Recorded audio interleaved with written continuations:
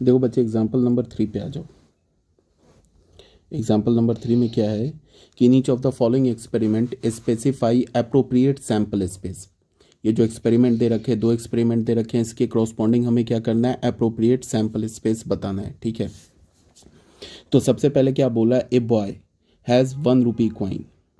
एक बॉय है जिसके पास क्या, हमारे पास 1 रुपये का एक सिक्का है, एक 2 रुपये का सिक्का है, 1 रुपी कॉइन है, 2 रुपी कॉइन है एंड 5 रुपी कॉइन है इन हिज पॉकेट।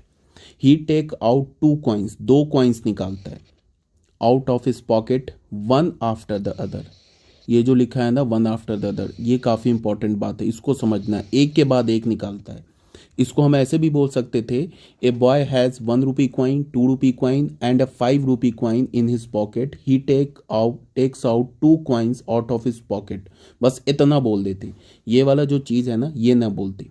अगर मान लो कि इसे हम नहीं बोलते तो फिर क्या हो जाता, हमारा सैंपल स्पेस चेंज हो जाता, मतलब हमारा रैंडम एक्सपेरिमेंट चेंज हो जाता। इस जो स्टेटमेंट है ना, वन आफ्टर द अदर, इसमें परमुटेशन पिक्चर में आ जाएगा कि पहले कौन सा कॉइन निकला है, उसके बाद कौन सा कॉइन निकला है। और मैंने ऐसे बोला क्या कि मेरे पॉकेट में 1 रुपये, 2 रुपये और 5 रुपये का सिक्का है, मैंने 2 कॉइन निकाल लिया। ठीक है, तो 2 कॉइन निकाल लिया, इसका क्या मतलब है, इसका मतलब है कि हमारे पास टोटल पॉसिबल आउटकम्स कितने होंगे, 3C2। 3 में से 2 निकाल लिया। यहाँ पे कॉम्बिनेशन है, कौन सा निकाला ये मैटर नहीं रखता। अगर हम कॉइन को अपने पॉकेट में हाथ डाल के 2 कॉइन निकालेंगे तो हमारे हाथ में जो 2 सिक्के होंगे वो किस ऑर्डर में है, इससे हमें कहाँ मतलब है। हमने तो बस 2 कॉइन निकाला है, तो सैंपल स्पेस में कितने हो जाएंगे, इतने पॉसिबल आउटकम्स हो जाएंगे, मतलब 3/2 इंटू 2/1, मतलब कि 6 आउटकम्स हो जाएंगे, सॉरी 3 आउटकम्स हो जाएंगे सैंपल स्पेस में। बट यहाँ पे बोल दिया ना, वन आफ्टर द अदर, यहाँ से फिर हमारा सैंपल स्पेस चेंज हो गया, रैंडम एक्सपेरिमेंट चेंज हो गया। अब ये मैटर करेगा कि पहले कौन सा कॉइन निकला है, पहले 1 रुपये का कॉइन निकला है, उसके बाद 2 रुपये का कॉइन निकला है, या पहले 2 रुपये का कॉइन निकला उसके बाद 1 रुपये का कॉइन निकला है, ये मैटर करेगा। अब इस केस में जो ये हमारा गिवन केस है, इस केस में सैंपल स्पेस में कितने एलिमेंट्स हो जाएंगे, number of element in sample space, ये हो जाएगा 3p2। यहाँ पे परमुटेशन पिक्चर में आ जाएगा। इसका क्या मतलब होगा कि 3 फैक्टोरियल अपॉन 3 - 2 फैक्टोरियल, तो ये क्या हो गया, 3 फैक्टोरियल अपॉन 1 फैक्टोरियल, ये क्या हो जाएगा 6। अब इस केस में जो कि हमारा गिवन क्वेश्चन है, इस केस में अब हमारे पास सैंपल स्पेस में 6 एलिमेंट्री इवेंट्स हो गए या 6 आउटकम्स हो गए। ठीक है, इसको हटा देता, ये जो है ना हमारा, इसको हटा देता तो फिर 3 ही आउटकम्स होती। ठीक है यार, ये बात समझ में, इसको लिखने से परमुटेशन क्या हो जाएगा, हमें यूज करना होगा। अगर इसको हटा देता तो फिर कॉम्बिनेशन की बात होती। तो यहाँ पे क्वेश्चन कैसे सॉल्व किया एक बार देख लेते हैं। ठीक है, ये क्या बोला है, let Q denote 1 rupee coin. Q जो हमारा 1 रुपये के कॉइन को रिप्रेजेंट करता है, एच जो है वो डिनोट करता है 2 रुपये के कॉइन को, और जो कैपिटल आर है वो डिनोट करता है, डिनोट 5 रुपीज़ कॉइन। ठीक है, the first coin take out of his pocket may be any of the 3 coin. जो पहला कॉइन निकलेगा कोई भी हो सकता है, 1 रुपये का सिक्का भी हो सकता है, 2 रुपये का भी और 5 रुपये का भी। क्रॉसपॉन्डिंग टू क्यू, अगर मान लो कि हमने पहला कॉइन 1 रुपये का निकल गया, क्यू निकल गया, तो इसका मतलब है सेकेंड ड्रॉ में भी 2 रुपये का भी कॉइन हो सकता है और फिर 5 रुपये का भी कॉइन हो सकता है। ठीक है, so the result of the 2 draws may be QH, मतलब कि पहले क्यू मतलब आया पहले, इसका मतलब कि पहले 1 रुपये का सिक्का निकला फिर 2 रुपये का सिक्का निकला। QR बोलने का मतलब क्या है कि पहले 1 रुपये का सिक्का निकला फिर 5 रुपये का सिक्का मिला। तो अगर मान लो कि पहले केस में जब हमने एक कॉइन, फर्स्ट कॉइन निकाला, वो अगर 1 रुपये का कॉइन निकल गया तो उसके क्रॉसपॉन्डिंग 2 केसेस बनेंगे कि पहले 1 रुपये का मिला, उसके बाद 2 मिला, फिर 1 मिला, फिर 5 मिला। तो ये 2 आ गए आउटकम, आ गए ये 2 आउटकम आ गए हमारे पास, QH एंड QR। अब यहाँ पे बोला है similarly corresponding to H. H किसे रिप्रेजेंट कर रहा है, 2 रुपये के कॉइन को। अगर पहली बार में 2 रुपये का कॉइन निकल गया, द सेकेंड ड्रॉ में भी Q and R। Second draw में या तो 1 रुपये का कॉइन निकल सकता है या फिर 5 रुपये का कॉइन निकल सकता है। तो इसके क्रॉसपॉन्डिंग अगर पहले केस में 2 रुपये का कॉइन मिला तो इसके क्रॉसपॉन्डिंग फिर 2 आउटकम आ गए, HQ and HR। Lastly corresponding to R, अगर मान लो कि पहले केस में हमें, मतलब पहले बार में हमें 5 रुपये का कॉइन मिल गया, तो फिर दूसरे बार में क्या हो सकता है, फर्स्ट कॉइन भी 1 रुपये का भी मिल सकता है और 2 रुपये का भी मिल सकता है। तो इसके क्रॉसपॉन्डिंग कितने केस बन गए, RH एंड RQ। तो टोटल पॉसिबल कितने एलिमेंट्री इवेंट्स बने, एक तो क्यू एच बन गया, एक क्यू आर बन गया, फिर एक एच क्यू बन गया, फिर एक एच आर बन गया, फिर एक आर एच बन गया, एक आर क्यू बन गया। तो टोटल 6 नहीं बन गए, 1 2 3 4 5 6। अब यहाँ पे देखो क्यू एच और एच क्यू, ये मैटर कर गया ना, पहले क्यू आया फिर एच आया, पहले एच आया फिर क्यू आया। इसका मतलब पहले 1 रुपये का कॉइन आया, फिर 2 रुपये का कॉइन आया, और पहले 2 रुपये का कॉइन आया, फिर 1 रुपये का कॉइन आया। ये परमुटेशन यहाँ पे पिक्चर में आ गया। क्यों? सिर्फ इस स्टेटमेंट की वजह से।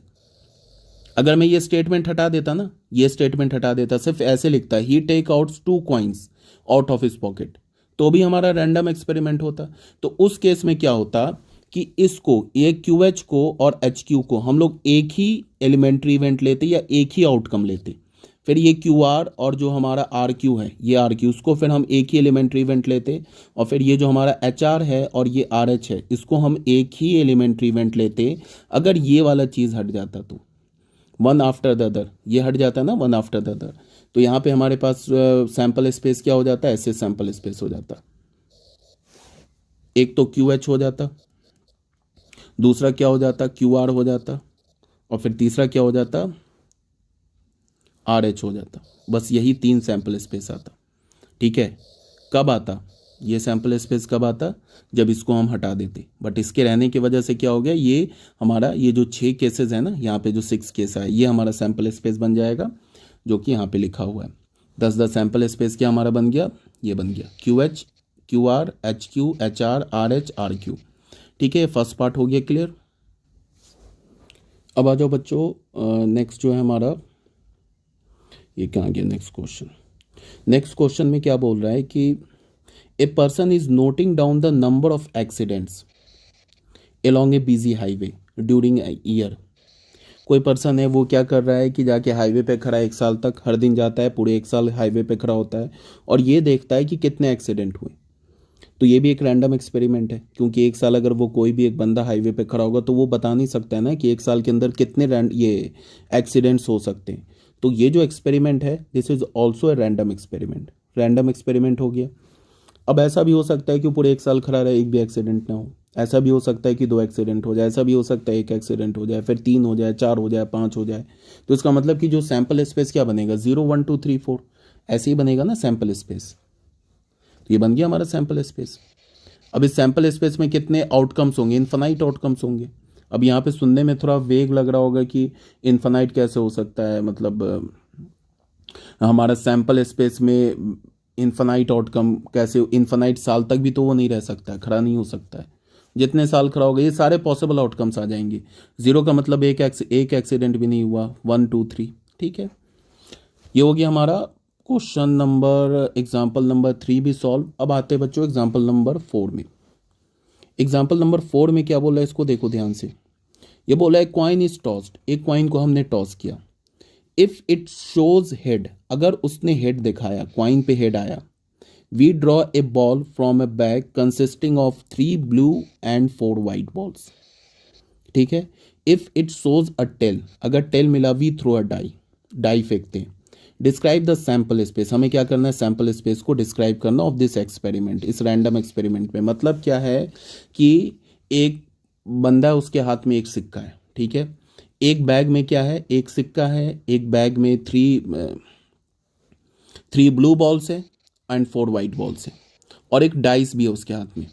अगर वो कॉइन फेंकता है, हेड आता है, तो वो क्या करेगा, जो बैग जिसमें 3 ब्लू एंड 4 वाइट बॉल्स है, उसमें से एक बॉल निकाल लेगा। और अगर टेल आएगा तो एक फिर डाई को रोल करेगा। तो बोल रहा है कि बताओ सैंपल स्पेस क्या होगा। तो ऑब्वियस सी बात है कि जब मान लो उसके पास हेड आएगा और वो एक बॉल निकालेगा, तो बैग में से हेड आएगा तो बॉल निकालेगा।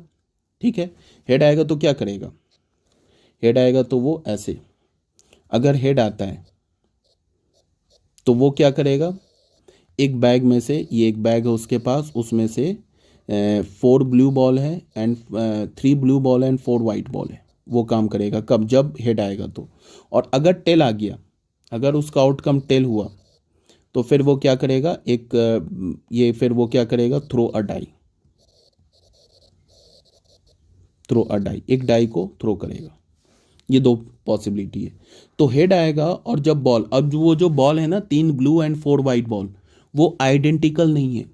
इसको समझना है। अगर वो तीनों ब्लू बॉल आइडेंटिकल होते तो हम उन 3 बॉल की जगह एक ही बॉल बोलते। वो अलग अलग बॉल है तो 3 ब्लू बॉल, बट वो बॉल डिस्टिंग्विशेबल है, मतलब जिसको बोल सकते हो बॉल 1, बॉल 2, बॉल 3। मतलब ऐसे मान लो कि एक छोटा बॉल है, एक बड़ा बॉल है, एक और उससे बड़ा बॉल है, ठीक है। 4 वाइट बॉल है, चारों डिफरेंट साइज के बॉल है बट कलर वाइट है, ऐसे मान लो, ठीक है। तो हमने ये जो 3 ब्लू बॉल है ना उसको B1, B2, B3 बोल दिया, और जो 4 वाइट बॉल है उसको हमने W1, W2, W3 and W4 बोल दिया, ठीक है। तो क्या क्या पॉसिबिलिटी हो सकती है कि जब वो कॉइन फेंके और हेड आ जाए, अब वो बैग में से एक बॉल निकाले तो B1 बॉल आ गया, तो क्या होगा पहला आउटकम? तो हमारा एक्सपेरिमेंट खत्म हो गया। एक्सपेरिमेंट कब खत्म होगा? एक बार तो कॉइन फेंकेगा, आउटकम देखेगा। अब आउटकम पे डिपेंड करेगा कि उसको बैग में से बॉल निकालना है या फिर डाई थ्रो करना है। अगर हेड आ गया तो बैग में से एक बॉल निकाल लिया, टेल आ गया तो डाई फेंक दिया, ठीक है, डाई थ्रो किया। तो इसको ऐसे बोल सकते हो कि अगर हेड आया तो वो जब बैग में से बॉल निकालेगा तो इन 7 बॉल्स में से, जिसमें 3 ब्लू बॉल्स हैं एंड 4 वाइट बॉल्स, उसमें से कोई भी एक बॉल आ सकता है। और अगर हमने ब्लू बॉल को बोल दिया B1, B2, B3 और वाइट बॉल्स को बोल दिया W1, W2, W3, W4, तो पॉसिबिलिटी क्या होगी? पहली पॉसिबिलिटी हो जाएगा HB1, हेड आया और B1 पहला ब्लू बॉल निकल गया, फिर HB2 हेड आया, दूसरा ब्लू बॉल निकल गया, फिर हेड आया, तीसरा ब्लू बॉल निकल गया, हेड आया W1 पहला वाइट बॉल निकल गया, हेड आया W2 दूसरा वाइट बॉल, तीसरा वाइट बॉल, चौथा वाइट बॉल, और टेल आया। अब जब डाई फेंकेगा तो डाई पे क्या 1 से लेके 6 है, तो टेल के साथ 1 भी आ सकता है, टेल के साथ 2 भी आ सकता है, टेल के साथ 3 भी आ सकता है, टेल के साथ 4, 5, 6 कुछ भी आ सकता है। यहाँ पे ये सैंपल स्पेस होगी। अब तुम्हें समझना है कि यहाँ पे क्या हो रहा है कि यहाँ पे एक्सपेरिमेंट सबसे इंपॉर्टेंट है। हम एक्सपेरिमेंट के क्रॉसपॉन्डिंग ही सैंपल स्पेस लिखते हैं, और सैंपल स्पेस करेक्ट लिखना बहुत इंपॉर्टेंट है। सैंपल स्पेस करेक्ट तभी लिख पाओगे जब तुम एक्सपेरिमेंट को समझोगे कि एक्सपेरिमेंट में हो क्या रहा है, परमुटेशन आ रहा है या कॉम्बिनेशन आ रहा है या दोनों नहीं आ रहा है, क्या हो रहा है। यहाँ पे तो बिल्कुल अलग अलग एक्सपेरिमेंट है। हेड आया, यहाँ पे अगर तुम देखोगे तो ये उल्टा हो ही नहीं सकता है। HB1 की जगह B1H हो ही नहीं सकता है। ऐसा नहीं हो सकता है कि पहले बॉल निकल जाए बाद में हेड आए, कोई जादू तो नहीं है ना। क्वेश्चन में बोला ना कि पहले कॉइन फेंका उसके बाद बॉल निकाला, तो ऐसा तो उल्टा नहीं हो जाएगा कि पहले बॉल निकल जाएगा बाद में कॉइन फे को वो थ्रो करेगा, ऐसा तो है नहीं, टॉस करेगा। तो उल्टा तो हो ही नहीं सकता। इसका मतलब यहाँ पे HB1 और B1H तो आ ही नहीं सकता है। जब भी आएगा HB1 आएगा। समझना है तुम्हें रैंडम एक्सपेरिमेंट का नेचर, ये बहुत इंपॉर्टेंट है, ठीक है। ये हो गया हमारा एग्जाम्पल नंबर 4 भी। अब बच्चों आते हैं एग्जाम्पल नंबर 5 में। एग्जाम्पल नंबर 5 में क्या बोल रहा है कि देखो, consider the experiment in which a coin is tossed repeatedly until a head comes up, describe the sample space. क्या बोला जा रहा है कि एक क्वाइन हाथ में ले लिया, उसको हम लोग बार बार फेंक रहे हैं। कब तक फेंकेंगे? जैसे ही हेड आएगा हम छोड़ देंगे, ठीक है। हमारा क्या हो गया एक्सपेरिमेंट कि क्वाइन लिया हाथ में, उसको हमने टॉस किया, हेड आ गया तो हम अपना एक्सपेरिमेंट स्टॉप कर देंगे। हेड नहीं आएगा, जब तक हेड नहीं आएगा हम एक्सपेरिमेंट परफॉर्म करते रहेंगे। तो बोलो सैंपल स्पेस लिखो। तो इसमें क्या है कि अगर तुमने क्वाइन फेंका, टॉस किया, पहली बार में हेड आ गया, ऐसा हो सकता है ना, एक्सपेरिमेंट छोड़ दोगे। तो एक आउटकम ये भी हो सकता है कि क्वाइन को एक बार टॉस किया, हेड आ गया। ऐसा भी हो सकता है कि हमने क्वाइन को एक बार टॉस किया, टेल आया, हेड नहीं आया, तो फिर हम दोबारा टॉस करेंगे। दोबारा टॉस किया तो हेड आ गया, तो फिर हमने एक्सपेरिमेंट छोड़ दिया। ये भी पॉसिबिलिटी हो सकता है। या ये भी हो सकता है कि हमने फर्स्ट टाइम फेंका, हेड आया, सॉरी टेल आया, दूसरी बार फेंका तो भी टेल आया, तीसरी बार में हेड आ गया, तो फिर ये छोड़ दिया एक्सपेरिमेंट। ये भी हो सकता है कि 3 टेल आए कंसिक्यूटिवली, चौथे बार में हेड आए। ये भी हो सकता है कि 4 हेड आए, सॉरी टेल आए स्टार्ट में, 5वें बार में हेड आए। ऐसे करके बढ़ता जाएगा। नेक्स्ट क्या होगा, 5 टेल आए, 6 टाइम क्या है हेड आए, तो ये इसका सैंपल स्पेस हो गया। अब तुम्हें समझना होगा कि देखो सैंपल स्पेस कैसे कैसे दिया हुआ है, और सॉरी रैंडम एक्सपेरिमेंट कैसे कैसे दिया, उसके क्रॉसपॉन्डिंग हम सैंपल स्पेस कैसे लिखना है, ये बहुत इंपॉर्टेंट है। कई बार बोल दिया मैंने। एक्सरसाइज 6.1 करोगे, जो भी डाउट होगा पूछना। इसके बाद हम लोग करेंगे इवेंट, ठीक है। इवेंट को हम लोग नेक्स्ट वीडियो में स्टार्ट करेंगे, क्योंकि वीडियो बड़ा हो जाता है फिर मुझे कंप्रेस करना पड़ता है, ठीक है। तो 15-15 मिनट का ही अब आगे से मैं वीडियो बनाऊंगा।